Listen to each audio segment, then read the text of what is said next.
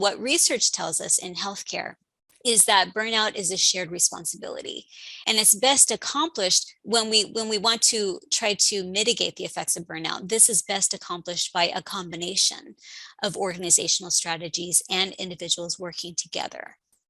At a very high level, when we're talking about the sources of burnout, really, that there are two main sources of stress that are going to fuel our sense of burnout.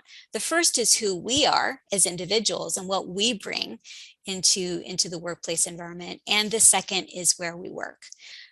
I mentioned that Mayo Clinic is an organization that has developed a body of research around burnout, and they developed this model where they pointed out that burnout is not necessarily a binary condition where we either are burned out or we're not burned out. It actually exists on a spectrum. And the other end of the spectrum is engagement, where people feel very absorbed and committed and enthusiastic about their work.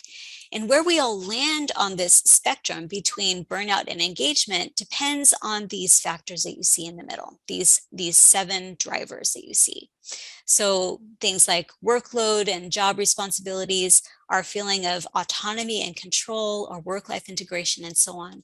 All of these drivers will impact where we land on the spectrum and whether we feel burned out, exhausted, feeling cynical, feeling like our productivity is sliding, or if we're on the other end of the scale where we feel very enthusiastic and absorbed in our work. So when clinicians experience optimal conditions in many or all of these drivers, then they're going to be closer to the engagement end of the spectrum. But when they have suboptimal conditions in many or all of these drivers, that's when they start sliding toward the burnout end of the scale. We do think that there should be a mix of these individual strategies and organizational strategies. And research which suggests, at least the meta-analyses that have been done recently, suggest that we have a lot better chance of mitigating burnout if we have a combination of these two things.